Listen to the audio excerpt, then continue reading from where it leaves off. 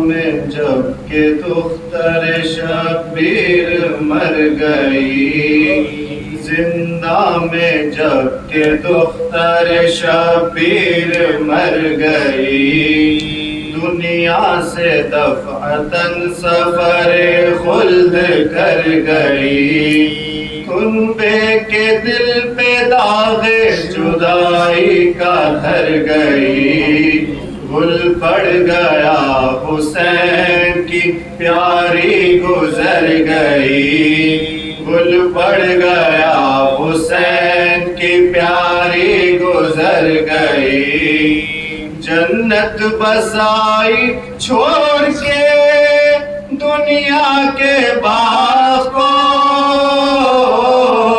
تازہ کیا ہے پھر علی اصغر کے داغ کو، تازہ کیا ہے پھر علی اصغر کے داغ کو، بازو ہلا کے بانو ناشاد نے کہا، بی بی پدر کے سر سے اٹھاؤ تو سر ذرا، باتیں ابھی تو کرتی تھی آنسو بہا بہا، ساقط ہے نبض ہائے غضب سرد دست و پا، ساقط ہے نبض ہائے غضب سرد دست و پا، منہ دیکھتی تھی زیست کا نقشہ بدل گیا، کس وقت سانس رک گئی کب دم نکل گیا، کس وقت سانس رک گئی کب دم نکل گیا، قربان جاؤں مرنے کی ماں کو خبر نہ کی، باری میری غریبی پہ تم نے نظر نہ کی، یہ رات ماں کے ساتھ تڑپ کر بسر نہ کی، جی بھر کے پھر زیارت روئے پدر نہ کی، جی بھر کے پھر زیارت روئے پدر نہ کی، چوتھے برس میں ہائے سدھاری جہان سے، دکھ قید کے نہ اٹھ سکے ننھی سی جان سے، دکھ قید کے نہ اٹھ سکے ننھی سی جان سے، ماں صدقے جائے آج تڑپتی تھی شام سے، روٹھی ہوئی تھی مادر ناشاد کام سے، مر کر ملے حسین علیہ السلام سے، بی بی کہو گلے ہوئے کیا کیا امام سے، بی بی کہو گلے ہوئے کیا کیا امام سے، یوں منہ کو موڑنا تو محبت سے دور ہے، قربان جاؤں ماں کا بھلا کیا قصور ہے، قربان جاؤں ماں کا بھلا کیا قصور ہے، بچی یہ ماں تجھے کدھر اب ڈھونڈنے کو جائے، اے غم رسیدہ تو نے قیامت کے دکھ اٹھائے، چھٹ کر پدر سے گھڑکیاں کھائے تماچے کھائے، باری رسن بندھی تیری گردن میں ہائے ہائے، باری رسن بندھی تیری گردن میں ہائے ہائے، جو سختیاں فلک نے دکھائی وہ سہ گئی، بندے جو چھن گئے میرا منہ تک کے رہ گئی، بندے جو چھن گئے میرا منہ تک کے رہ گئی، منہ ڈھانپتی تھی صبح کو جس دم میں نوحہ گئے، اٹھ بیٹھتی تھی ساتھ میرے تم بچشم تر، اماں نہ رو کہتی تھی منہ دیکھ دیکھ کر میں پیٹتی ہوں اور تمہیں مطلق نہیں خبر مجھ سا بھی کوئی بے قصو بے پر نہ ہوئے گا پہلو میں ماں کے بیٹھ کے اب کون روئے گا پہلو میں ماں کے بیٹھ کے اب کون روئے گا ایذا سے غم سے رنج اٹھانے سے چھٹ گئی کنبے سے کیا کہ سارے زمانے سے چھٹ گئی ہر صبح و شام اشک بہانے سے چھٹ گئی پیدے سے تم میں گڑ کیا کھانے سے چھٹ گئی پیدے سے تم میں گڑ کیا کھانے سے چھٹ گئی نیند اڑ گئی تھی لوگوں کی بچی کے بین سے اب تو یزید رات کو سوئے گا چین سے اب تو یزید رات کو سوئے گا چین سے میت کے پاس زینب بیکس ہے نارازن گل تھا کہ غائے شیفتہ سرور زمن چلاتے تھے یہ سید سجاد خستہ تن بیمار ہم کو چھوڑ کے تم چل بسی بہن بیمار ہم کو چھوڑ کے تم چل بسی بہن ہم رہ گئے تڑپنے کو دنیا زشت میں کیا خوش نصیب تھی کہ چلی تم بہشت میں کیا خوش نصیب تھی کہ چلی تم بہشت میں زندہ میں جب کہ دختر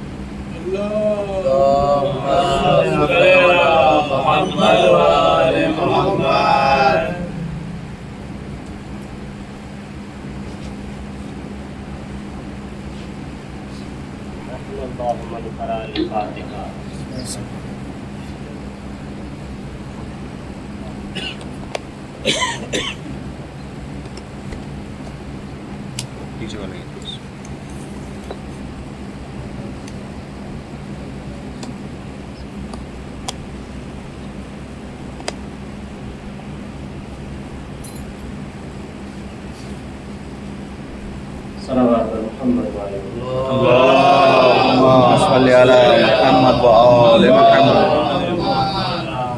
لا حول ولا قوة إلا بالله العلي العظيم. أعوذ بالله من الشيطان اللعن الرجيم. بسم الله الرحمن الرحيم.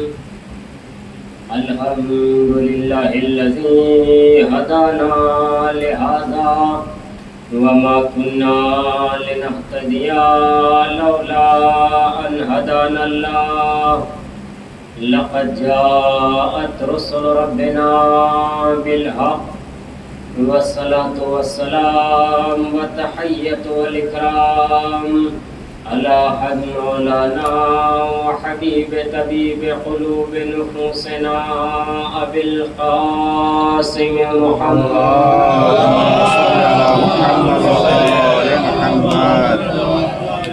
ولعنة الله على أعدائهم أجمعين من الآن إلى يوم قيام يوم الدين.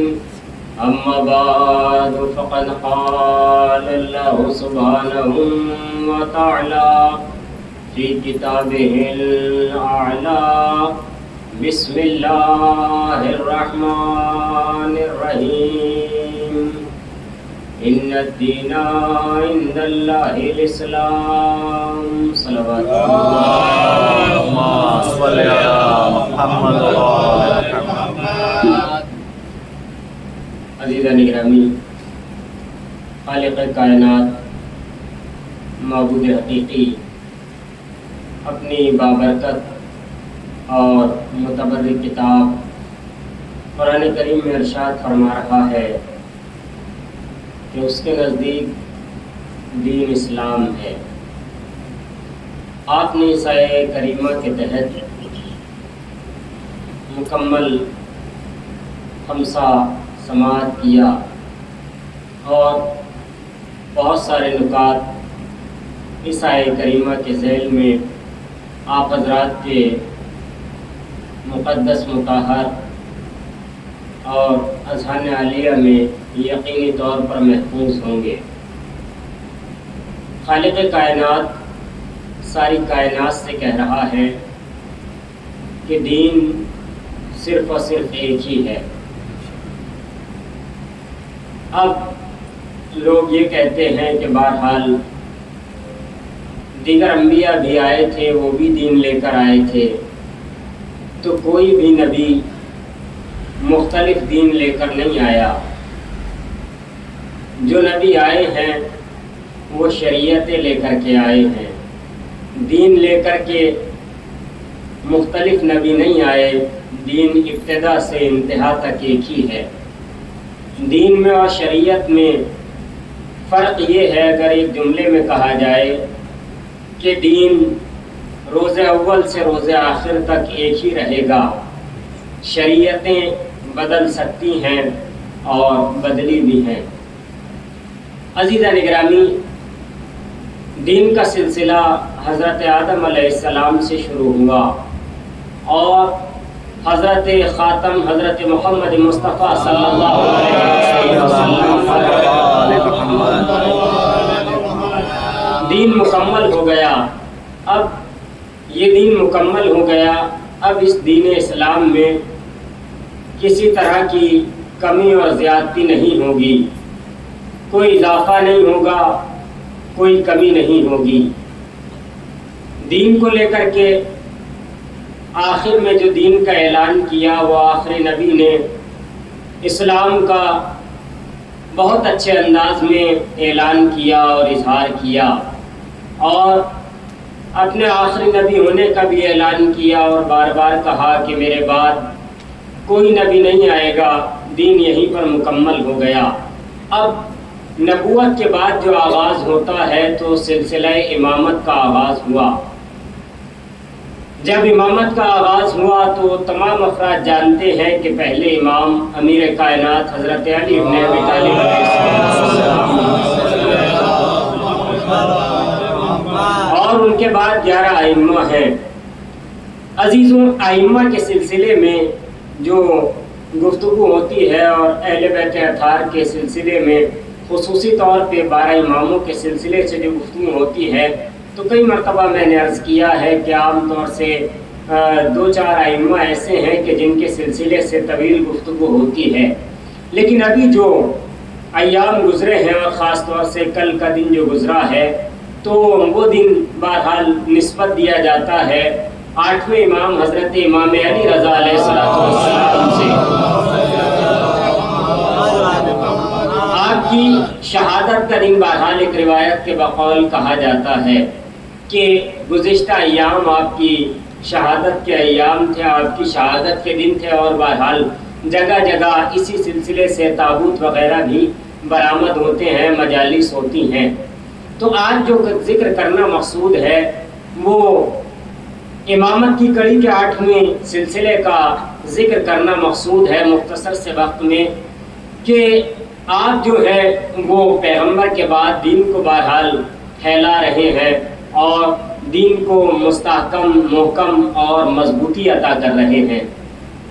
سب جانتے ہیں کہ آپ یعنی 8ویں امام جو ہے سلسلہ امامت کے 8ویں امام ہیں، اور آپ کی ولادت جو ہوئی ہے وہ ذی القعدہ کے مہینے میں 11 ذیقعدہ کو آپ کی ولادت ہوئی ہے، 148 ہجری میں آپ کی ولادت ہوئی، اور آپ کی شہادت بہرحال علامہ ذیشان حیدر جوادی نے جو روایات کیونکہ مختلف ہے شہادت کے سلسلے سے، تو 23 ذیقعدہ کو ہی آپ نے نقوش عصمت کتاب ہے جب وہ چیپٹر لکھتے ہیں 8ویں امام کا، تو اس میں لکھا کہ 23 ذیقعدہ 203 ہجری کو آپ کی شہادت ہے۔ 30 صفر کی بھی ایک تاریخ ہے آپ کی شہادت کی، اور گزشتہ جو ایام گزرے ہیں 1-2 روز پہلے وہ بھی آپ کی ایک شہادت کی تاریخ بہرحال روایات میں ذکر ہے۔ لیکن علامہ جوادی نے ذیقعدہ کے مہینے میں ہی ولادت بھی آپ کی رقم کی ہے اور شہادت بھی رقم کی ہے نقوش عصمت کتاب میں، جو بڑی مشہور و معروف کتاب ہے۔ آج کے دور میں ہر جگہ اور مقام پہ الحمدللہ یہ نقوش عصمت کتاب مل جاتی ہے، اور یہ نقوش عصمت کتاب ایسی کتاب ہے جو یقینی طور پہ ہر گھر میں ہونی چاہیے، کیونکہ اس میں 14 معصومین علیہ السلام کی زندگی کا ایک مختصر اور اچھی طرح سے آپ نے خاکہ پیش کیا ہے۔ آپ کو ائمہ اطہار کی اگر زندگی مختصر پڑھنی ہے اور اچھی طرح سے پڑھنی ہے اردو میں، تو نقوش عصمت ایسی کتاب ہے کہ آپ پڑھیں گے تو انشاءاللہ 14 معصوم کی زندگانی پر آپ کو کافی جسے کہا جائے اچھی طرح سے اس کتاب میں روشنی ڈالی ہوئی ہے۔ اب آپ کی جو میں نے سمان حیات کے مختصر سے گوشے آپ کے حوالے کیے، وہ آپ کی ولادت اور آپ کی شہادت آپ کے والد بزرگوار 7ویں امام حضرت موسیٰ کاظم علیہ السلام ہے،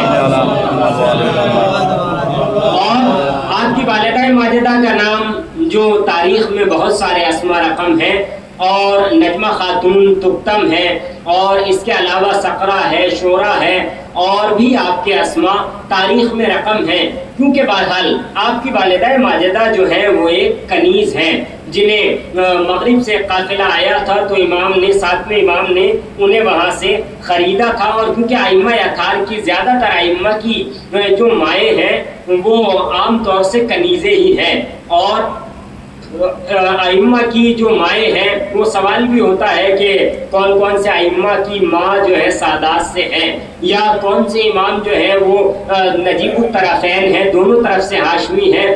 تو اس میں دیکھا جائے تو 2 ہی نظر آتے ہیں۔ سب سے پہلے صدیقہ طاہرہ ہے جو کہ ہاشمی خاندان سے ہے، اور انہی سے سادات کا سلسلہ آگے بڑھتا ہے، اور ایک امام جو امام حسن اور امام حسین کے بعد جن کی والدہ سادات سے ہیں وہ 5ویں امام حضرت امام محمد باقر علیہ السلام ہیں، کیونکہ 5ویں امام کی جو والدہ ہیں وہ 4تھے امام کی زوجہ امام حسن علیہ السلام کی بیٹی ہے، یعنی امام حسین علیہ السلام نے اپنے بیٹے سے جو شادی کی ہے تو اپنی بھتیجی کی شادی کی ہے، یعنی امام 4تھے امام کی جو شادی ہوئی ہے تو وہ اپنے چچا کی بیٹی، یا یوں کہا جائے تائے امام حسن علیہ السلام بڑے ہیں تو ہماری زبان میں تایا یا تائے ابا کا لفظ استعمال کیا جاتا ہے، یا بڑے ابو وغیرہ کا، تو بہرحال امام زین العابدین کی جو زوجہ ہیں وہ دوسرے امام کی بیٹی ہیں، تو 2 ہی اماموں کی یا 2 مائیں ایسی ہیں جو بہرحال سادات سے ہیں، اور باقی ائمہ کی مائیں جو ہیں وہ کنیزیں ہیں یا بہرحال غیر سادات سے ہیں۔ کل ملا کر کے عزیزان گرامی یہ امام کی والدہ جو ہے وہ ایک کنیز ہیں جو ایک قافلے میں آئی تھی، مغرب سے قافلہ آیا تھا، امام نے خریدا تھا۔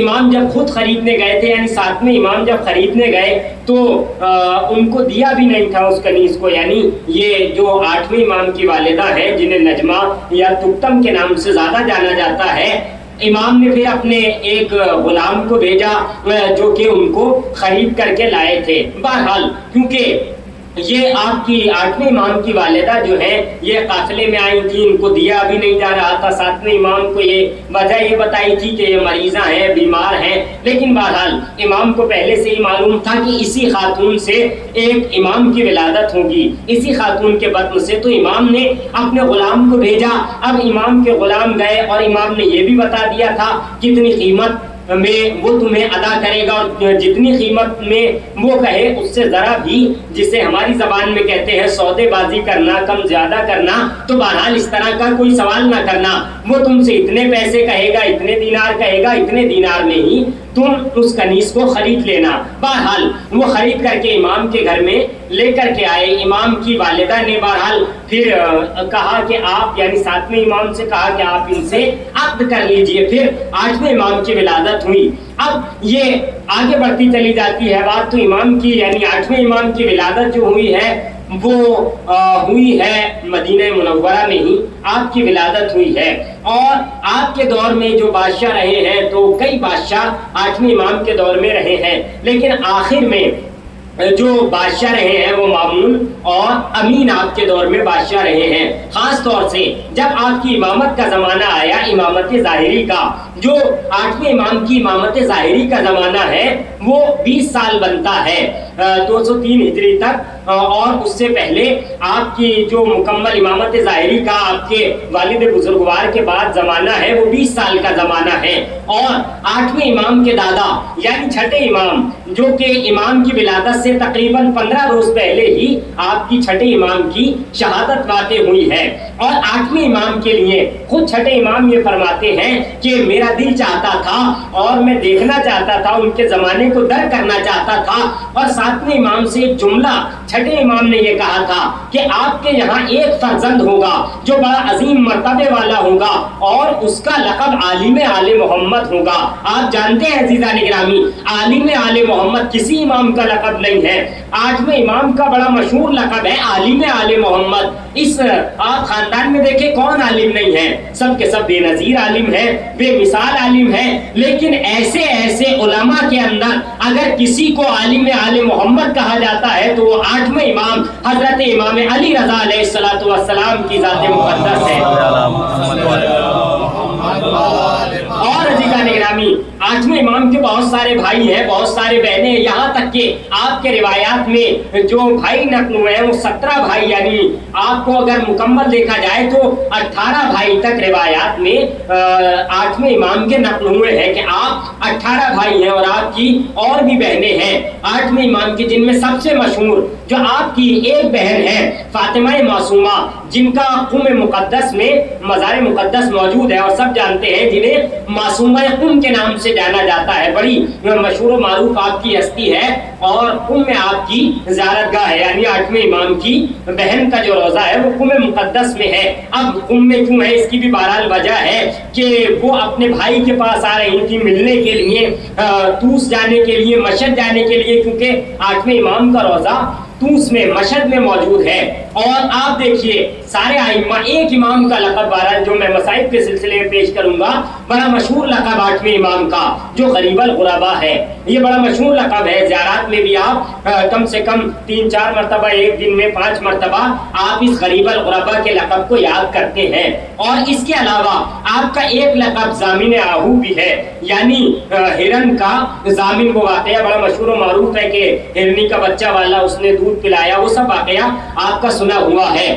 عزیزان گرامی، یہ بہت سارے القاب امام علیہ الصلوۃ والسلام کی ایک مختصر سا خاکہ آپ کی زندگی کا، جو آپ جانتے ہیں میرا طریقہ یہی ہے کہ جب میں کسی امام کے اوپر گفتگو شروع کرتا ہوں تو پہلے ایک مختصر سا خاکہ جو ہمارے ذہن میں ہونا چاہیے کہ امام کی ولادت کب ہوئی، امام کی شہادت کب ہوئی، امام کے اولاد اور امام کے بھائی بہن، امام کا مزار کہاں ہے، امام کہاں پیدا ہوئے، تو یہ کم سے کم ہر امام کے حوالے سے ہمارے ذہن میں ہونا چاہیے۔ کیونکہ اگر ہم سے کوئی پوچھ لیتا ہے کہ آپ ائمہ کو مانتے ہیں، 12 امام، ہمارے بچے کو یاد ہوتا ہے کہ ہمارے امام 12 ہیں، لیکن عزیزان گرامی دوسرے افراد بھی کہتے ہیں، کیونکہ حبیب کبریا حضرت محمد مصطفیٰ صلی اللہ علیہ وآلہ وسلم کا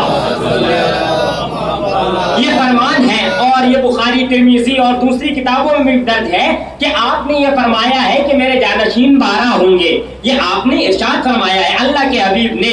اب 12 ہوں گے تو 12 لوگوں نے جو اپنے 12 گنائے ہیں وہ عجیب عجیب طرح کے افراد گنائے، حتیٰ ایک فرقے نے تو جسے کہا جائے یزید کو بھی ان 12 میں شمار کر دیا ہے۔ تو ایسا پلید انسان اگر 12 میں شمار ہو جائے، نبی کے جانشین میں شمار ہو جائے، تو اس فرقے کا پھر اللہ ہی مالک ہے۔ وہی امام حسین کا جملہ جو آپ نے مدینے سے نکلتے وقت کہا تھا کہ علل اسلامی سلام، کہ ایسے اسلام کو خدا حافظ جس کا خلیفہ یزید جیسا بدکار انسان بن جائے۔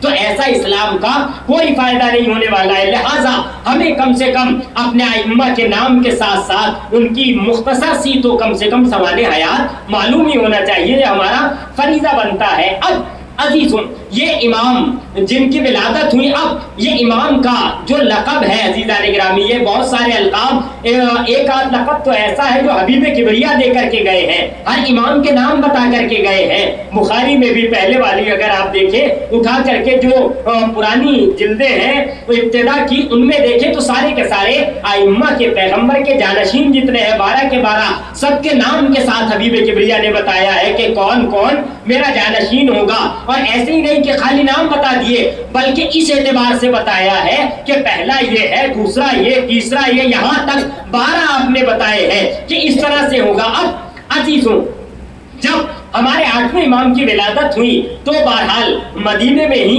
آپ کی ولادت ہوئی، آپ کے والد بزرگوار کے زیر سایہ آپ زندگی بسر کرتے رہے، اور ایک مدت تک اپنے والد بزرگوار کے ساتھ آپ نے زندگی بسر کی، اور بسر کرتے کرتے عزیزان گرامی جب وہ وقت آیا کہ آپ مدینے میں تھے اور اس وقت کے حاکم کا جسے مامون اور امین، اور اس سے پہلے جو ہارون رشید تھا جس کے دونوں بیٹے تھے مامون اور امین، یہ ہارون رشید کے بیٹے تھے، تو ہارون رشید کی حکومت ایسی تھی جو سب پہ اکیلا حکومت کرتا تھا، لیکن اس کے جو دونوں بیٹے تھے امین اور مامون، یہ ایسے بیٹے تھے کہ ایک تو ذرا سا جسے تاریخ میں لکھا ہے، ابھی میں مطالعہ کر رہا تھا، علامہ ذیشان حیدر جوادی نے یہ جملہ استعمال کیا ہے کہ ان میں سے یہ مامون جو تھا یہ اپنے بھائی کی بنسبت تھوڑا سا بہتر تھا، یعنی اپنے بھائی کی بنسبت، یہ نہیں کہا جا سکتا کہ اسلام کی بنسبت یا مومنین کی بنسبت، اپنے بھائی کی بنسبت یہ تھوڑا سا بہتر تھا،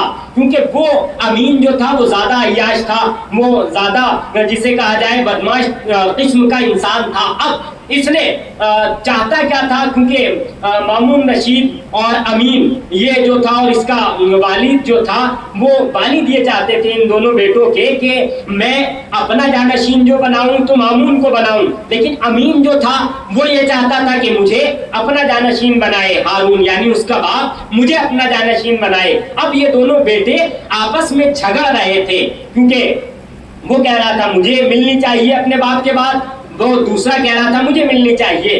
تو پھر ہارون رشید نے کام یہ کیا کہ آدھی حکومت ادھر بانٹ دی، آدھی حکومت اپنے اس بیٹے کو دے دی۔ اب دونوں سے کہا کہ تم ادھر حکومت کرنا، تم ان علاقوں میں حکومت کرنا۔ تو یہ خراسان کا حصہ یعنی یہ فارس کا حصہ، ایران وغیرہ کا حصہ یہ آیا مامون کے حصے میں، اور ترکی وغیرہ کا اور دوسری طرف کا ادھر کا الگ الگ حصے جو آئے وہ امین کے حصے میں آئے۔ تو بہرحال اب دونوں الگ الگ حکومت کرنے لگے اور ان میں اختلافات ختم ہو گئے۔ اب عزیزان گرامی جب یہ مامون کے ہاتھ میں آئی اور مامون کا ذرا دبدبا بن گیا، تو اس نے یہ سوچا کہ اب کسی طرح سے اپنے مشیر سے مشورہ لیا کہ اب میری حکومت ذرا لمبی ہو رہی ہے اور مجھے لوگ زیادہ مان رہے ہیں، تو یہ بتاؤ کہ اب کیا کیا جائے، اب کیسے اپنی حکومت بڑھائی جائے۔ اس کے مشیر نے یعنی جو اس کا مشیر تھا، مشورہ دینے والا تھا، یا یوں کہا جائے کہ جو اس کا ایلچی جسے ہم کہتے ہیں وہ تھا، اس نے یہ مشورہ دیا کہ آپ کی حکومت کو 3 لوگوں سے خطرہ ہے۔ کہا کس کس سے خطرہ ہے؟ کہا آپ کو ایک سب سے پہلا خطرہ تو اپنے بھائی امین سے ہے۔ اس نے کہا کوئی بات نہیں، اگر مجھے اپنے بھائی سے خطرہ ہے تو میں اس کو راستے سے ہٹا دوں گا۔ کہا اور کس سے خطرہ ہے؟ کہا اس کے ولی عہد یعنی اس کے مشیر سے، جو تمہارے بھائی کا ولی عہد مشیر ہے اس سے بھی خطرہ ہے۔ کہا اسے بھی ہٹا دیا جائے گا۔ کہا تیسرا انسان کون ہے جس سے میری حکومت کو خطرہ ہے؟ اب اس کے مشیر نے، ولی عہد نے کہا، امین کے ولی عہد نے، کہ آپ کو جو خطرہ ہے تو علی ابن موسیٰ رضا سے خطرہ ہے۔ کہا ان سے کیسا خطرہ ہو سکتا ہے، وہ تو یہاں رہتے بھی نہیں ہیں۔ کہا یہاں رہتے ہو یا نہ رہتے ہو، لیکن انہیں جو انسان دیکھتا ہے وہ ان کا ہو جاتا ہے، ان کی باتیں مان لیتا ہے، جو ان کی گفتگو سنتا ہے، ایک مرتبہ سنتا ہے تو پھر وہ کسی اور کی بات سننا پسند نہیں کرتا ہے۔ کہا وہ بولتے کیسے ہیں، وہ دکھتے کیسے ہیں، وہ ہے کون؟ اب اس نے جو اس کا ولی عہد تھا کس کا؟ مامون کا ولی ہے، جس نے پہچان بتانا شروع کی کہ ان کا لہجہ ایسا لہجہ ہے جیسے اللہ کے نبی کا لہجہ تھا، ان کا انداز ویسا ہے جیسے اللہ کے نبی کا انداز تھا، ان کی بول چال ایسی ہے جیسے اللہ کے نبی کا طرز بول چال تھا، طرز گفتگو تھا۔ کہا ان کا علم کیسا ہے؟ کہا ان کا علم کسبی علم نہیں ہے، علم لدنی ہے، یعنی وہ یہاں آ کر کے کسی سے نہیں پڑھے ہیں، وہ پروردگار کے یہاں سے پڑھے پڑھائے دنیا میں آئے ہیں۔ صلوات پر محمد والے اب عزیزان گرامی، جب یہ امین کے ولی عہد نے ساری باتیں بیان کرنا شروع کی، اچھا اب اس نے مامون نے کہا ایسا ہے تو ایسا کرتے ہیں، کیونکہ وہ اللہ کے رسول کے نواسے ہوتے ہیں، وہ امام ہوتے ہیں، اب ان دونوں کو تو میں راستے سے ہٹا دوں گا، یعنی ختم کر دوں گا، اپنے بھائی کو اور اپنے بھائی کے مشیر کو، ولی عہد کو ختم کر دوں گا۔ عزیزان گرامی غور کریے، حکومت کیسی چیز ہے کہ انسان حکومت پانے کے لیے اپنے سگے بھائی کا دشمن ہو جاتا ہے اور قتل بھی کرا دیتا ہے۔ اب اپنے بھائی کو ختم کرا دیا اور اس کے مشیر کو بھی ختم کرا دیا، اب سارے پہ اس کی حکومت آ گئی۔ اس نے کیا کیا؟ مامون نے سارا اپنا قافلہ بھیجا، کہاں بھیجا؟ مدینہ بھیجا، جہاں پر 8ویں امام رہا کرتے تھے۔ کہا کہ انہیں ہم اپنے پاس بلا لیں گے۔ اب 8ویں امام کو اپنا اس نے قافلہ بھیجا مکمل طور پہ، اور انہیں وہاں سے بلوانے کے لیے کہا، دعوت دی کہ ہمارے یہاں آ جائیے، ہم آپ کو آرام سے رکھیں گے۔ بہرحال یہ سب بہانے بازی تھی، ورنہ آرام سے رہنا ہوتا تو امام وہاں بہت چین سکون سے رہ رہے تھے۔ اب اس نے امام کو بلوایا اپنی فوج کے ذریعے، لاؤ لشکر کے ذریعے امام آ رہے ہیں۔ امام نے وہاں پہ اپنے جو ان کے نمائندے تھے، چاہنے والے تھے، ان کو بتا دیا کہ اب میں یہاں سے جا رہا ہوں تو اب میں دوبارہ یہاں واپس نہیں آؤں گا۔ اب لوگوں کو اپنا جانشین وغیرہ بھی مقرر کر دیا کہ سوالات کے اگر کوئی جوابات پوچھے تو فلاں فلاں افراد سے پوچھ سکتا ہے۔ اب امام آ رہے ہیں، مدینے سے امام چلے، اپنے ناقے پہ سوار ہو کر بہترین انداز میں امام کو لایا جا رہا ہے، لیکن اس کا مامون کا حکم یہ تھا، کیونکہ سب جانتے تھے کہ امام وہ ہے کہ جس نے دیکھ لیا تو ان کے چاہنے والے جگہ جگہ پہ موجود ہیں، اور یہ بھی کہہ دیا کہ امام کو جو لایا جائے تو بہرحال عراق سے، خاص طور سے کوفے سے نہ لایا جائے، کیونکہ کوفے میں امام کائنات امیر المومنین کے چاہنے والے ہیں، اور جو ان کا چاہنے والا ہے وہ ان کا چاہنے والا ہے، کیونکہ جو پہلے کو امام مانتا ہے وہ آخر تک امام مانتا ہے۔ اب وہاں سے امام کو نہیں لایا گیا، کہا ادھر سے لے کر کے آنا، ایران کے راستے سے ہوتے ہوئے اب ادھر سے لے کر کے آئے۔ جب لوگوں میں یہ خبر عام ہو گئی کہ 8ویں امام مدینے سے خراسان تشریف لا رہے ہیں، خراسان یعنی مشہد جو آج نام ہے، کئی نام ہے مشہد مقدس کے، آج کا نام مشہد مقدس ہے، اور یہ مقدس بھی ہوا کب عزیزان گرامی؟ جب امام کے قدم وہاں پہ آ گئے، اب یہ خالی مشہد نہیں رہا، مشہد مقدس ہو گیا، کیونکہ جہاں جہاں اہل بیت اطہار کے قدم پڑے ہیں اس میں کوئی نہ کوئی صفت کا اضافہ ہوتا چلا گیا ہے۔ آپ دیکھیں خالی مشہد تھا، مشہد سے مشہد مقدس ہو گیا۔ کب ہوا؟ جب 8ویں امام آ گئے۔ نجف کیا ہو گیا؟ جب امیر کائنات ہوئے، خالی نجف تھا، لیکن جب آپ آ گئے نجف سے نجف اشرف ہو گیا۔ آپ جانے کہ کاظمین تھا، لیکن کاظمین شریفین ہو گیا۔ اب عزیزان گرامی کربلا کو بھی دیکھیں، امام حسین کے قدم آئے، کربلا کربلا نہیں رہی، بلکہ کربلا کربلائے معلی ہو گئی۔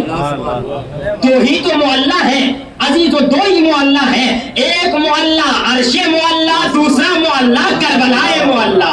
صلوات پر محمد والے محمد۔ اور کوئی زمین معلی نہیں آتی، ساری کی ساری زمینیں، بہت ساری زمینیں شریف نظر آتی ہیں، لیکن عزیزان گرامی ہمارے یہاں شریف نہیں بلکہ شریف سے آگے کہا جاتا ہے اشرف۔ اشرف یعنی بہت زیادہ شریف، مبالغے کا صیغہ ہے۔ اب امام آ رہے ہیں، لوگوں کو خبر ہو گئی کہ کہاں آ رہے ہیں، مشہد مقدس آ رہے ہیں۔ اب جب یہ خبر ملی، لوگوں میں پڑھے لکھے افراد میں جب یہ خبر شائع ہو گئی اور عام ہو گئی تو لوگوں نے قلم دوات اٹھائے، یہاں تک کہ روایت کہتی ہے، علامہ ذیشان حیدر جوادی نقوش عصمت میں فرماتے ہیں، اور اس کے علاوہ آپ نے کتاب کو دیکھیں تو عیون اخبار الرضا، بڑے بڑی مشہور کتاب ہے امام رضا کے سلسلے سے، عیون اخبار الرضا اور تمام سیرت نبی اور بہت ساری کتابوں میں تاریخ اہل بیت وغیرہ تاریخ ائمہ سب میں آپ کو یہ حدیث مل جائے گی کہ جب امام وہاں سے آ رہے تھے اور یہ خبر عام ہوئی تو بہت سے لوگ قلم دوات لے کر کے کھڑے ہو گئے، یہاں تک کہ 18,000 افراد امام کے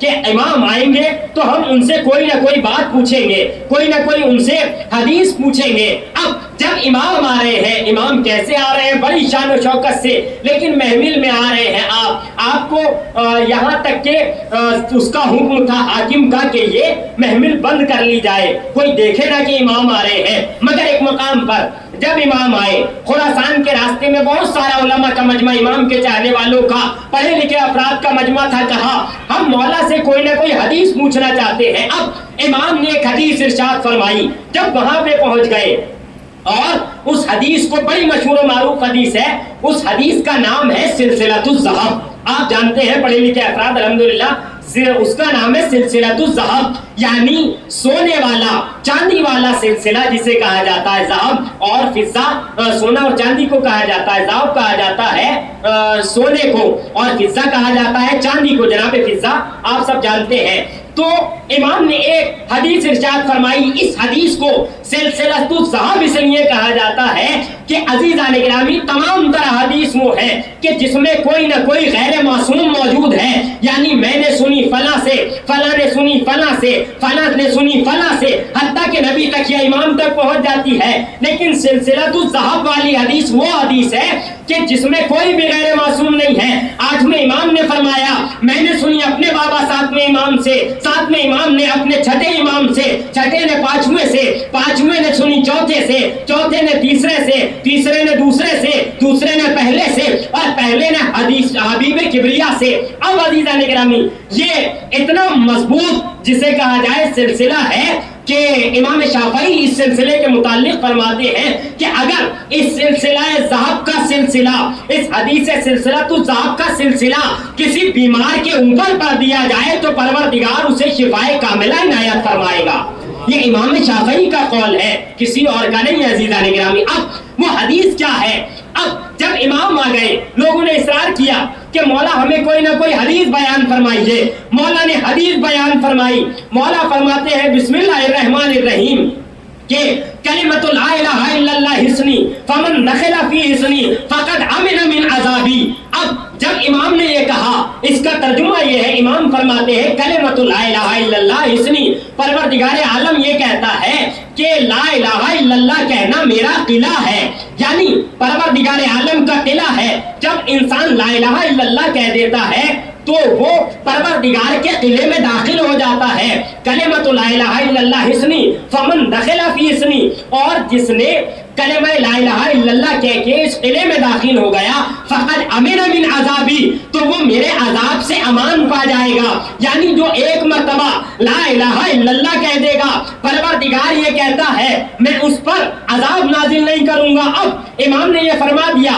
اب لوگوں نے کہا اچھا یہ تو بڑا اچھا ہو گیا کہ لا الہ الا اللہ کہنے سے بات بن گئی۔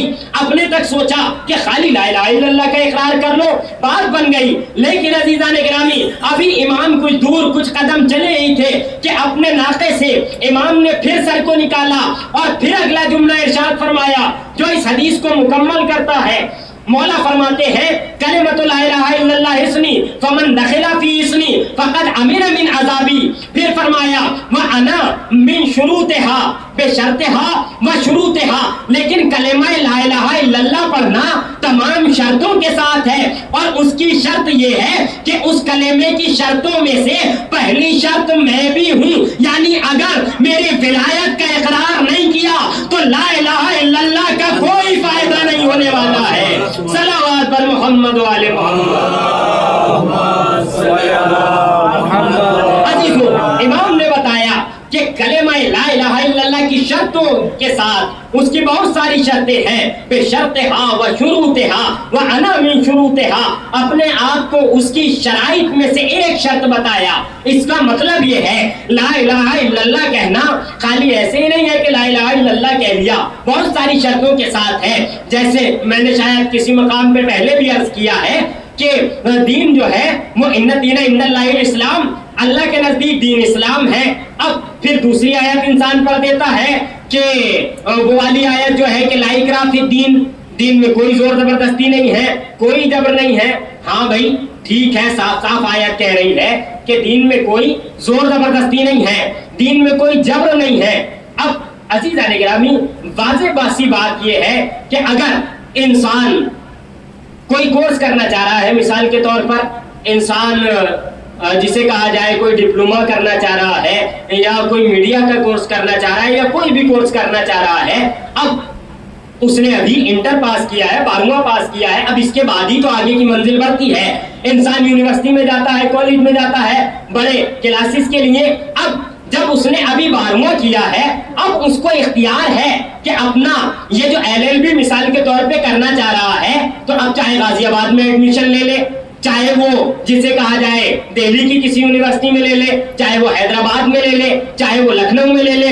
ابھی اس نے 12 کیا ہے، اب اس کے بعد وہ چاہ رہا ہے، ابھی ایڈمیشن لیا نہیں ہے، لیکن عزیزان گرامی جب اس نے ایڈمیشن لے لیا مثال کے طور پہ غازی آباد کی کسی یونیورسٹی میں، اب جب اس نے غازی آباد کی کسی یونیورسٹی میں ایڈمیشن لے لیا LLB کرنے کے لیے، تو اب مجھے بتائیے ایڈمیشن لینے کے بعد کیا وہ یہ کہہ سکتا ہے کہ میری کلاس صبح نہیں ہونی چاہیے، شام کو 4 بجے ہونی چاہیے، یا ہفتے میں 3 دن نہیں ہونی چاہیے، 1 دن ہونی چاہیے، یا روز نہیں ہونی چاہیے، میں 2 دن کلاس میں آؤں گا، یا آپ کے یہاں کی شرٹ جو ہے وہ وائٹ ہے مجھے بلو پہننی ہے؟ کہہ سکتا ہے؟ نہیں کہہ سکتا. اسے اگر کہا جائے کہ آپ کو ریڈ ٹائی لگا کر کے آنا ہے، لال رنگ کی ٹائی پہن کے آنا ہے، تو کیا وہ کہہ سکتا ہے کہ میں تو نیلی لگاؤں گا؟ اگر زیادہ اپنی چلانی ہے تو نکال دیا جائے گا کہ خدا حافظ آپ کی ضرورت نہیں ہے، آپ جیسے کتنے آتے ہیں کتنے چلے جاتے ہیں. اور فرمانا ہے آپ عزیزان گرامی، اب اگر انسان یہ کہتا ہے کہ لا اکراہ فی الدین، دین میں کوئی زور زبردستی نہیں ہے، ہاں صحیح ہے کوئی زور زبردستی نہیں ہے. عزیزان گرامی جب آپ دین میں نہیں ہو تو چاہے جدھر چلے جاؤ، لیکن جب ایک مرتبہ کہہ دیا لا الہ الا اللہ محمد رسول اللہ علی ولی اللہ، تو نماز پڑھنی پڑے گی، روزہ رکھنا پڑے گا، حج کرنا پڑے گا، خمس دینا پڑے گا، ساری چیزوں کو کرنا پڑے گا. اب اپنی مرضی نہیں چلے گی کہ صبح کی چھوڑ دیں گے دوپہر میں پڑھ لیں گے، دوپہر کی چھوڑ دیں گے شام میں پڑھ لیں گے. صلوات پر محمد و آل محمد صلی علی محمد و نعرہ تکبیر، نعرہ رسالت، نعرہ حیدری، آواز بلند صلوات. عزیزو امام نے بتا دیا وَأَنَا مِن شُرُوطِهَا کہ میں اس کی شرطوں میں سے ایک شرط ہوں. ایک شرط کیا ہے اور سب سے بڑی شرط، کیونکہ انسان اسی چیز پہ زیادہ فوکس اور توجہ دیتا ہے کہ جو سب سے اہم ہوتی ہے.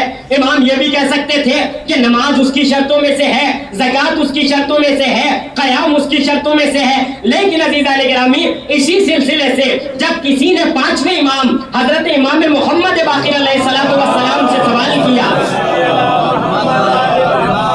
کہ مولا مد دین کیا ہے، تو امام نے فرمایا کہ الدین علی خمس، کہ دین جو ہے 5 چیزوں پر استوار ہے. کہا مولا کیا کیا چیزیں ہیں؟ مولا نے فرمایا زکوٰۃ ہے، نماز ہے، اور روزہ ہے، حج ہے، اور اس کے بعد ولایت. 5 چیزیں مولا نے فرمائی. اب سامنے والے نے کہا کہ ان میں سب سے اہم کیا ہے؟ مولا نے فرمایا 5ویں امام نے کہ ہمارے جد کی ولایت ہے. آپ نے فرمایا ہمارے جد کی ولایت ہے، یعنی کائنات کو بتا دیا کہ علی کے بغیر کچھ نہیں ہے، مولا کائنات کے بغیر کچھ نہیں ہے. لیکن سائل نے پھر سوال کر دیا کہ مولا یہ کیسے ہو سکتا ہے؟ نماز اللہ کے لیے ہوتی ہے، پروردگار عالم کے لیے ہوتی ہے، انسان جھکتا ہے خدا بند عالم کے لیے جھکتا ہے. اب مولا نے کہا بالکل انسان خدا کے لیے جھکتا ہے، نماز اللہ کے لیے جھکتا ہے. کہا نماز کتنی ہے؟ کہا 17 رکعت واجب ہے. کہا اب یہ بتاؤ کس کے اوپر واجب ہے؟ کہا لڑکیوں میں یعنی خواتین میں 9 سال کی یا 9 سال سے زیادہ کی بچی کے اوپر نماز واجب ہو جاتی ہے. لڑکے میں 15 سال کی عمر میں اس سے زیادہ پہ نماز واجب ہو جاتی ہے. کہا اس سے پہلے؟ کہا واجب نہیں ہوتی. کہا اور نماز کے کیا شرائط ہیں؟ 17 ہے. کہاں مولا؟ کہا اگر سفر میں چلے جاؤ تو کتنی ہو جاتی ہے؟ کہا اور کم ہو جاتی ہے، جو 4 ہے وہ تو 2 ہی رہ جاتی ہے. کہاں دو رہ جاتی ہے. کہا پھر اور کیا ہے؟ کہا اگر انسان بے ہوش ہو جائے اور پورا بے ہوش رہے تو کہا وہ پڑھے گا ہی نہیں. جب بے ہوش پڑا ہے تو کہاں سے پڑے گا؟ ہوش ہی نہیں. کسی کا خدا نخواستہ ایکسیڈنٹ ہو گیا ہے, کوئی اور بیماری آ گئی, اس کی عقل پاگل دیوانے پہ. کہا نماز ہے ہی نہیں. جب پاگل ہے اسے پتہ ہی نہیں کوئی بات, کہا نماز اس پہ ہے ہی نہیں, کہا روزہ ہے ہی نہیں. سفر پہ چلے گئے, رمضان میں ہی چلے گئے, ماہ رمضان میں سفر پہ چلے گئے ہم یہاں سے لکھنؤ 2 دن کے لیے, تو ہمارے اوپر روزہ 2 دن واجب نہیں ہے. کہا زکوٰۃ اللہ کے لیے ہے. کہا ہاں بالکل اللہ کے لیے ہے. کہا زکوٰۃ کس پہ واجب ہے؟ مولا فرماتے ہیں زکوٰۃ اس پہ واجب ہے جس پہ زکوٰۃ دینے لائق پیسہ ہو, مال و دولت ہو. کہا خمس. کہا مولا خمس کس پہ واجب ہے؟ کہا جب بچے گا جبھی تو خمس دیا جائے گا, جب بچے گا ہی نہیں تو خمس کہاں سے دیا جائے گا؟ مولا نے کہا جواب تو تم نے خود ہی دے دیے. کہا نماز قصر ہو جاتی ہے, روزہ ختم ہو جاتا ہے ایک وقت میں.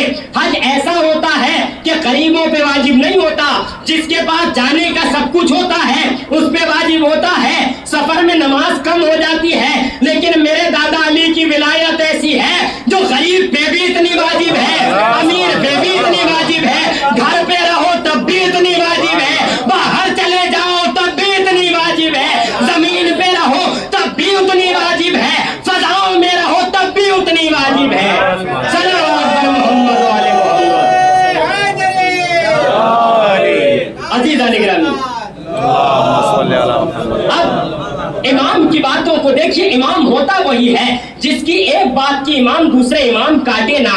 عوام میں اور امام میں یہی فرق ہے کہ عوام میں ایک کی بات دوسرا کاٹ دیتا ہے, مگر امام وہ ہوتا ہے جو ایک امام دوسرے کی تائید کرتا ہے کہ پہلے نے جو کہا وہی بیچ کا کہے گا, جو بیچ والے نے کہا وہی آخر والا کہے گا. یا یوں کہا جائے اولنا محمد, اوسطنا محمد, آخرنا محمد, وکلنا محمد. صلوات پر محمد والے محمد.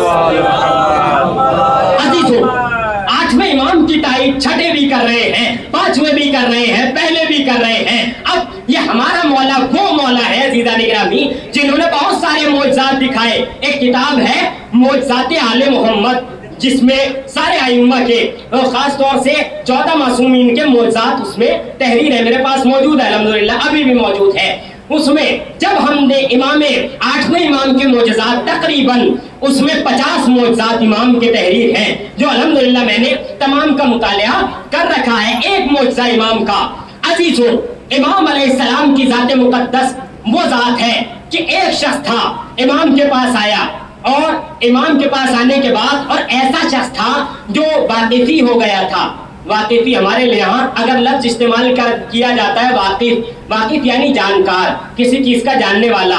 لیکن اس دور میں 7ویں امام کے دور میں یہ فرقہ وجود میں آ گیا تھا جسے واقفیہ کہا جاتا تھا. غور سے سماعت فرمائیں, واقفیہ وہ فرقہ تھا عزیزان گرامی جو یہ مانتا تھا کہ 7ویں امام کے بعد کوئی امام اب نہیں ہے.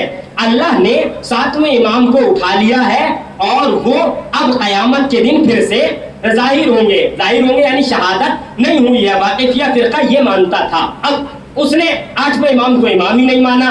ایک شخص آیا امام کی خدمت میں, کہتا ہے میں واقفیہ ہو گیا ہوں, یعنی 7ویں امام تک مانتا ہوں. کیوں؟ کہا وجہ کیا ہے؟ کہا وجہ یہ ہے کہ جو امام ہوتا ہے وہ علم غیب بھی رکھتا ہے, اور جو امام ہوتا ہے وہ مردوں کو زندہ بھی کر سکتا ہے. امام نے جیسے ہی اس نے یہ 2 باتیں کہیں, غور فرمائیے آپ, اس نے کہا امام جو ہوتا ہے وہ علم غیب بھی رکھتا ہے, اور امام جو ہوتا ہے وہ مردوں کو زندہ بھی کر سکتا ہے. معجزات آل محمد میں جسے کہا جائے ایک بزرگ عالم ہے اور جس کا ترجمہ بھی جو کیا ہے تو وہ بہرحال میں ان کا ہم نام ہوں, مولانا محمد حسن جعفری صاحب نے اس کا ترجمہ کیا ہے. یہ فارسی عربی میں کتاب ہے لیکن ترجمہ جو کیا مولانا محمد حسن صاحب نے اس کا ترجمہ کیا. وہ تحریر کرتے ہیں کہ جب اس انسان نے یہ کہا کہ علم غیب بھی رکھتا ہے امام اور مردوں کو بھی زندہ کر سکتا ہے, فوراً مولا نے فرمایا تیری جیب میں جو 5 درہم ہے ذرا انہیں نکال کے دکھا دے. اب اس نے جو اپنی جیب میں ہاتھ ڈالا تو 6 درہم تھا ہی نہیں. کہا بتا علم غیب ہم رکھتے ہیں یا تم رکھتے ہو؟ کہنے لگا اے یا مولا آپ علم غیب رکھتے ہیں. कहा मुर्दों को जिंदा कहता है ना, तेरी सौजा का इंतकाल हुए कितने दिन हो गए? कहा मौला एक मुद्दत हो गई। कहा कितने दिन? कहा मौला तारीख तो याद नहीं। मौला ने तारीख भी बताई, दिन भी बताया, और 3 तारीख बताने के बाद कहते हैं अब तू घर जाएगा, तेरी सौजा तुझे घर में बैठी हुई मिलेगी। अब ये इमाम के पास से अपने घर गया। घर जो जाकर के तो देखा जो मुर्दा सौजा थी वो जिंदा घर पे मिली। अब ये कहने लगा अपनी सौजा से कि ये बता ये हुआ कैसे? अब वो कहती है कि मैं तो सो रही थी कब्र में आराम से, मैंने अचानक अभी कुछ देर पहले देखा कि एक शख्स आता है और ऐसा ऐसा है जैसा ये इमाम के हालात देख कर आया था। फौरन सौजा कहने लगी कि ऐसे बाल थे, ऐसी खुशबू आ रही थी, ऐसी नालैन पहनी थी, ऐसा लिबास पहना था, ऐसा अंदाज़े तकल्लुम था। अब ये तस्बीह देता चला जा रहा है कि इमाम के तो बाल ऐसे हैं, इमाम का तो अंदाज़े गुफ्तगू ऐसा है, इमाम ने तो नालैन ऐसी पहन रखी है। ये तस्बीह देता चला जाता है। एक मर्तबा सौजा से कहता है आओ चलो दोनों चल रहे हैं, चल के कलमा पढ़ लेते हैं, ला इलाहा इल्लल्लाह मुहम्मदुर रसूलुल्लाह अलीयुन वलीयुल्लाह सल्लल्लाहु अलैहि मुहम्मद व आले अल्लाहुम्मा सल्लि अला मुहम्मद व अजीजो, ये इमाम के मोजज़ात हैं। आज वो इमाम के अंदर सुने तो पढ़े तो। अब एक शख्स है जिसका नाम तारीख ने अभी हबीब लिखा है, और इसका नाम अभी हबीब भी है और कहीं नून का इजाफा नजीब भी है, और उस दूसरे अलावा भी नाम लिखे गए हैं। लेकिन एक शख्स इमाम की खिदमत में आया और इसके अलावा आने के बाद क्या कहता है, मौला से अर्ज ये करता है कि मौला सलावत पढ़े पर मोहम्मद वाले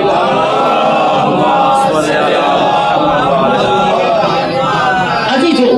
आके ये कहता है किसी दूसरे के पास पहले गया और फिर इसने उससे पहले ख्वाब देखा था। ख्वाब में क्या देखा? अभी इमाम खुरासान में तशरीफ नहीं लाए हैं, आने वाले हैं। इसने ख्वाब के आलम में क्या ख्वाब देखा?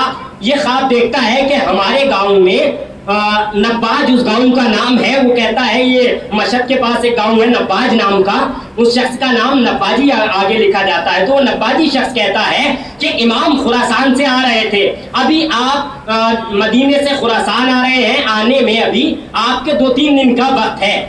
अब ये 2-3 दिन पहले ख्वाब देखता है कि रसूल खुदा हमारी बस्ती में आए हुए हैं, हमारे गांव में आए हुए हैं और लोग उनसे मिल रहे हैं, मैं भी उनसे मिलने गया। अब जब ये आपसे रसूल खुदा से मिलने गया अल्लाह के नबी से, तो लोगों की भीड़ लगी हुई है, ये भी लाइन में लग गया कतार में। अब जब कतार में लग गया, इसका भी थोड़ी देर बाद नंबर आ गया, और जब इसका नंबर आया, इसकी नौबत आई, इसने अल्लाह के हबीब को सलाम किया। सलाम करने के बाद अल्लाह के हबीब के करीब में एक तश्त रखा हुआ था, तश्त में कुछ खजूरें रखी हुई थी। अल्लाह के नबी ने इसने सलाम किया, दुआ की, अपने सवालात पूछे।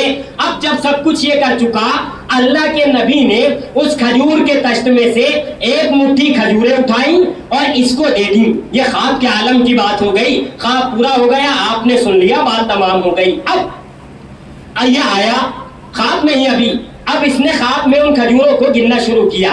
अब ये गिनता जा रहा है 1 2 3 4 5 यहाँ तक के इसने जब ख्वाब में खजूरें गिनी तो खजूरें 18 थीं। अब ये ऐसे यसना में बेदार हो गया। बेदार होने के बाद इसे खबर मिली 2-3 दिन बाद कि इमाम अल्लाह के नबी के जानशीन तशरीफ ले आए हैं। अब ये जो पहुंचा इमाम के पास, तो इमाम के पास ऐसे ही भीड़ लगी हुई थी, लोग आ रहे थे, जो दर जो लाइन लगी हुई थी। इसने भी उस लाइन में अपने आप को खड़ा कर लिया।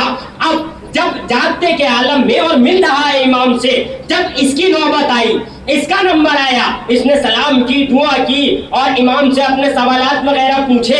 पूछने के बाद अब अजीज़ान गिरामी, इमाम के पास भी एक खजूर का तश्त रखा हुआ था। अब इमाम ने एक मुट्ठी खजूरें उठाई और इसे उठा करके दे दी। अब ये आ गया घर, घर आके खजूरें शुमार करना शुरू की, 1 2 3 4 शुमार जो की तो वो भी 18। अब तो ये सोच रहा है कि ख्वाब में अल्लाह के नबी ने 18 मुझे दी थी और अभी मैं गया तो वो भी 18 मुझे मिली हैं। ये इमाम के पास फिर से गया कि मौला, अब जुमला सुनिएगा अज़ीज़ान गिरामी बेदारी के साथ, कि मौला मुझे कुछ और दे दीजिए। اللہ کے اس نمائندے نے, نبی اللہ کے جانشین نے ایک جملہ کہا اس شخص سے کہ اگر میرے نانا نے 18 سے زیادہ دی ہوتی میں بھی تجھے اور دے دیتا, مگر میرے نانا نے تجھے 18 دی تھی. خواب وہ دیکھا تھا, تعبیر یہاں کر کے دیکھ لے. صلوات پر محمد و آل محمد. اللهم صل على محمد تکبیر. نعرہ رسالت. نعرہ حیدری. محمد و آل محمد صلوات. عزیزوں, بس آخری بات, 1-2 منٹ کی بات ہے, آخری بات کہ ایک شخص اور آیا. جب یہ دربار سجا ہوا تھا مامون کا, کیونکہ اس نے زبردستی امام کو ولی عہدی سونپی تھی, اپنا ولی عہد بنا لیا تھا. امام نے منع کر دیا تھا کہ میں کسی طرح کا تمہارا کوئی فیصلہ نہیں کروں گا, کیونکہ وہ فیصلے غلط ہی کیا کرتے تھے, اور امام جو کرتے تو بہرحال امام صحیح فیصلے کیا کرتے تھے, ان کے فیصلے خدا کے مطابق ہوتے تھے. بہرحال ایک شخص آیا, طویل واقعہ ہے, اس کو اختصار کے ساتھ آیا, آ کر کے کہنے لگا کہ میرے پاس اللہ کے نبی کے بال موجود ہیں. اب جیسے ہی وہ داخل ہوا بال لے کر کے اللہ کے نبی کے, تو دربار میں خوشبو سی پھیل گئی. اب خوشبو سی پھیل گئی, پوچھا کیا لائے ہو؟ کہا میرے پاس اللہ کے نبی کے بال ہیں, اور فلاں فلاں وقت میں میرے بزرگ ملنے گئے تھے تو اللہ کے نبی نے ہدیے کے طور پہ بال دیے تھے. کہا اچھا, اب یہ فیصلہ ہونا ہے کہ یہ اللہ کے نبی کے بال ہیں یا کسی اور کے بال ہیں, بس یہیں سے ربط مسائل. عزیزان گرامی, فیصلہ کون کرے؟ کوئی جانتا ہو, پہچانتا ہو, کسی کو معلوم ہو تو فیصلہ بھی کرے. اب آخر میں بلایا گیا امام کو ہی. عزیزان گرامی, کوئی بھی پھنسا ہے تو امام کو ہی آواز دی ہے. پہلے سے لے کر کے آخر تک امام کو آواز دیتے چلے آئے ہیں اور کہتے چلے آئے ہیں کہ اگر علی نہ ہوتے تو ہم ہلاک ہو جاتے. یہ اس دور کے علی کے لیے بھی کہتے چلے آئے ہیں, اور اس 8ویں علی کے لیے بھی کہا کہ اگر یہ نہ ہوتے تو ہم ہلاک ہو جاتے. اب امام کو بلایا گیا, کیونکہ آپ کا نام بھی اصل میں 8ویں امام کا نام علی ہے, رضا تو آپ کا لقب ہے, نام علی ہے. اب جب نام علی ہے تو کام بھی علی ہے, یہ بھی علی ہے, وہ بھی علی ہے, یہ بھی بلند ہے, وہ بھی بلند ہے, یہ بھی افضل ہے, وہ بھی افضل ہے, یہ بھی اعلیٰ ہے, وہ بھی اعلیٰ ہے, یہ بھی مولا ہے, وہ بھی مولا ہے, یہ بھی آقا ہے, وہ بھی آقا ہے, یہ بھی سید ہے, وہ بھی سید ہے, یہ بھی نبی کے جانشین ہے, وہ بھی نبی کے جانشین ہے, یہ بھی کائنات سے افضل ہے, وہ بھی کائنات سے افضل ہے, ساری کی ساری عوام ہے, یہ کائنات کے امام ہے. یہ خالی کائنات کے امام ہی نہیں ہے بلکہ انسانوں کے بھی امام ہے, جناتوں کے بھی امام ہے, حیوانات کے بھی امام ہے, نباتات کے بھی امام ہے, آسمان والوں کے بھی امام ہے, جنات والوں کے بھی امام ہے, زمین والوں کے بھی امام ہے, فرش والوں کے بھی امام ہے, فضاؤں کے بھی امام ہے, خلاؤں کے بھی امام ہے, حتیٰ یہ کہ فرشتوں کے امام ہے. جس طرح سے قمبر کے امام اسی طرح بوزر کے امام, جس طرح بوزر کے امام اسی طرح بلال کے امام, جس طرح بلال کے امام اسی طرح جون کے امام, جس طرح جون کے امام اسی طرح حبیب کے امام, جس طرح حبیب کے امام اسی طرح سے سارے کے سارے کائنات کے امام. اب عزیز ہو, امام تشریف لے آئے. اب یہ بال لے کے آیا تھا, اس کے بالوں سے خوشبو آ رہی تھی. وہ اس کے پاس جو بال تھے وہ اللہ کے نبی کے بال تھے. اب جب لوگوں نے دیکھا وہ آیا تھا, بالوں سے خوشبو آ رہی تھی, ادھر امام کو بلایا. جیسے ہی امام آئے تو وہی خوشبو جو پہلے آ رہی تھی امام کے آتے ہی اب سیم خوشبو آنے لگی. لوگ کہنے لگے کہ یہ تو ایسی خوشبو ہے جیسی پہلے آ رہی تھی. اب پوچھا گیا کہ تمہارے پاس بال کتنے ہیں؟ اب عزیزان گرامی, یہ کوئی جسے کہا جائے بنائی بھی بات نہیں ہے. معجزات آل محمد میں یہ بات تحریر ہے کہ اس کے پاس کتنے بال تھے؟ 7 بال موجود تھے. اب امام نے کہا پہچان ہو رہی ہے, پہچانا جائے, کیونکہ عزیزان گرامی آگ امام کو نقصان نہیں پہنچاتی. دنیا کی کوئی بھی چیز امام کو اپنے آپ نقصان نہیں پہنچاتی ہے. آگ میں آپ نے دیکھا ہوگا, نبیوں کے بھی قصے آپ نے سنے, جناب ابراہیم کے وہ آگ میں چلے گئے تھے, لیکن آگ یا نارو کونی بردم و سلامہ, اے آگ ٹھنڈی ہو جا. امام کو حتیٰ یہ حیوان بھی نہیں کھاتے, شیروں میں بند کر دیا جاتا ہے مگر شیر آ کے قدموں میں گر جاتے ہیں. عزیزان گرامی, ان بے عقل کو تو معلوم ہے کہ یہ عوام نہیں ہے, امام ہے, مگر اس عوام کو کیا ہوا کہ عقل مند ہوتے ہوئے جسے کہا جائے عقل بند ہوتے چلے جا رہے ہیں. اب جو امام آئے ہوا کیا, جیسے امام نے پوچھا کتنے بال ہیں, کہا میرے پاس یہ بال ہے, 7 بال تھے. کہا آگ روشن کرو. امام نے آگ روشن کروا دی. اب جیسے ہی آگ روشن ہوئی، امام نے کہا بالوں کو الگ کیا، 7 بال تھے، 4 بال الگ کیے، 3 بال الگ کیے، کہنے لگا آپ یہ کیا کر رہے ہیں؟ کہا میں 3 کو الگ کر رہا ہوں، 4 کو الگ کر رہا ہوں۔ اب جیسے امام نے الگ کیے، کہا الگ نہیں ہو سکتے مولا، سب کے سب ڈالے جائیں گے آگ میں۔ مولا نے کہا ٹھیک ہے، سب کے سب کو آگ میں ڈال دو۔ اب جیسے ہی وہ 7 کے 7 بال، قسم خدا کی کھا کے یہ بات کہہ رہا ہوں ممبر سے کہ جیسے ہی 7 کے 7 بال آگ میں ڈالے گئے، عزیزان گرامی 4 بال بچ گئے، 3 بال جل گئے، 3 بال خاک ہو کے رہ گئے، راکھ ہو کے رہ گئے۔ عزیزان گرامی ان 3 بالوں کا جلنا تھا۔ اب یہ کہنے لگا کہ مجھے تو قیمت چاہیے تھی 7 کے 7 بال کی۔ کہا جب تم بال کو نہیں پہچان سکتے کہ نبی کے بال کون سے ہیں، تو تمہیں جب بال کی معرفت نہیں ہوتی تو آل کی معرفت تم لے کے کہاں سے آؤ گے؟ عزیزان گرامی اب اللہ کے اس جانشین نے، نبی کے جانشین نے، اللہ کے نمائندے نے کائنات کو بتایا کہ نبی کے بال کون سے ہیں۔ 4 بال نبی کے تھے، پھر ان 4 بالوں کی قیمت ادا کی گئی اور اسے دی گئی۔ اب مامون نے پھر یہی کہا کہ اگر یہ نہ آتے تو ہم تو سب کو ایک ہی جگہ رکھ دیتے۔ عزیزان گرامی مامون خود کہہ رہا ہے کہ اگر یہ نہ آتے تو ہم، آپ نے جملے پہ پہنچے ہی نہیں کہ اگر آپ نہ آتے تو ہم تو سب کو ایک ہی جگہ رکھ دیتے۔ عزیزان گرامی مامون نے اس دور میں بتا دیا کہ اگر امام جب نہیں ہوتا تو لوگ امام کو یا نبی کے بال کو، اور نبی کے بال نہ ہو، ایک جگہ رکھ دیتی ہے۔ نبی کے بعد بھی یہی ہوا کہ جو نبی کے نہیں تھے نبی کے برابر میں رکھ دیا گیا۔ یہ کیوں رکھا گیا؟ کیونکہ امام موجود نہیں تھے، اس لیے رکھا گیا۔ اب جب امام موجود نہیں ہوتا تو پھر عوام چاہے جیسا کر لے، اپنی مرضی ہوتی ہے، جس کو چاہے جہاں لا کر کے بٹھا دے، جس کو چاہے جہاں لا کر کے رکھ دے، جس کو چاہے جہاں دفنا دے، جس کو چاہے جہاں سے اٹھا دے، یہ عوام کی اپنی مرضی ہوتی ہے۔ اب عزیزان گرامی یہ 8ویں امام کائنات کی ہدایت کر رہے ہیں، مسلسل بتا رہے ہیں، اور بہت سارے امام کے واقعات جو تاریخ نے تحریر کیے ہیں، امام نے سب کو بچایا، ہر مقام پہ بچایا، اور کس انداز میں بچایا؟ جس انداز میں آپ کے جد بچاتے رہے، جس انداز میں حبیب کبریا بچاتے رہے، جس انداز میں امیر کائنات بچاتے رہے، اسی انداز میں، جس انداز میں امام حسین نے دین کو بچایا، اسی انداز میں 8ویں امام نے بھی دین کو بچایا۔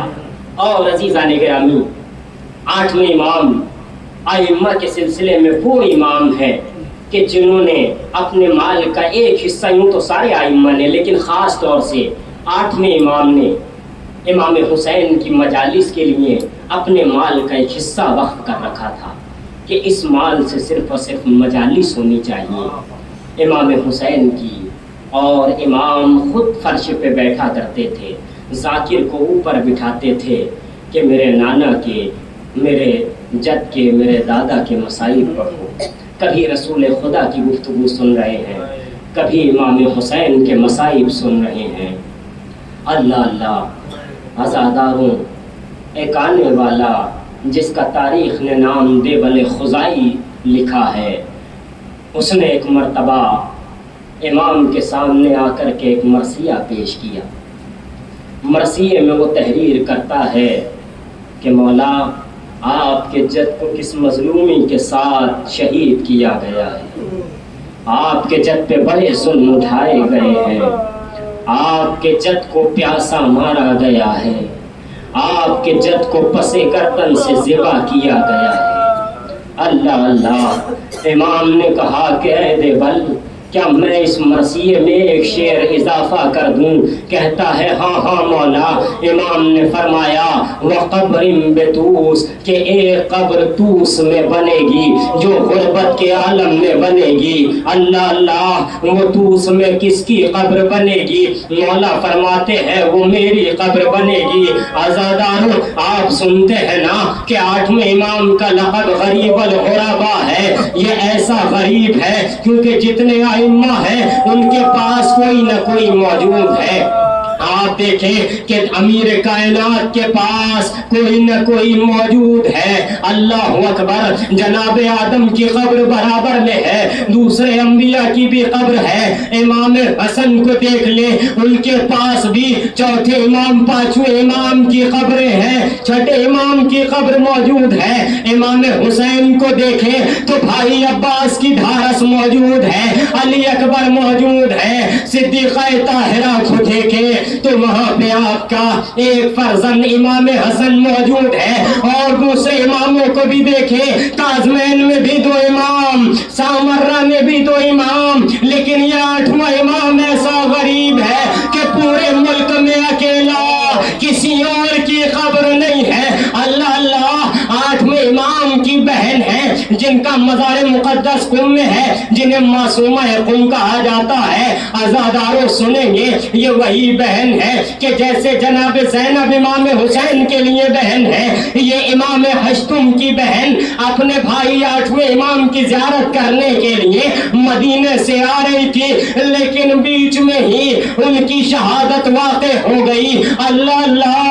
آزاداروں, 8ویں امام کا رویہ یہ تھا کہ جب عاشور کا دن آتا تھا, آپ اپنے سر سے امامہ اتار کے کہتے تھے, ہائے میرے جد حسین, کتنی غربت سے مارا گیا, میرے دادا کو پانی نہیں دیا گیا.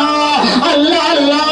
آزاداروں, جب کسی نے امام ہشتم سے آ کے پوچھا مولا کیا کیا جفا ہوئی, ایک مرتبہ مولا فرماتے ہیں کہ تم سننا چاہتے ہو میرے دادا پہ کیا ظلم ہوئے ہیں؟ کہا ہاں ہاں ہم سننا چاہتے ہیں. کہا جب میرے جد نے پانی مانگا, اپنے بچے کے لیے پانی نہ دیا گیا, بلکہ ستمگر نے اپنے کمان میں ایک تیر لگایا اور میرے جد علی اصغر کے اوپر چلایا. ایسا تیر لگا کہ میرے جد حسین کے ہاتھوں میں ننھے علی اصغر کا خون, کبھی علی اصغر کی شہادت بیان کی, کبھی علی اکبر کا ذکر آیا, اپنے سر سے امامہ اتارا. ہائے میرا جوان علی اکبر, ہائے چچا عباس, سب کے سب کربلا میں شہید ہو گئے. وَسَيَعْلَمُ الَّذِينَ ظَلَمُوا أَيُّ مُنقَلِبٍ يَنقَلِبُونَ. إِنَّا لِلَّهِ وَإِنَّا إِلَيْهِ رَاجِعُونَ. ماتم حسین.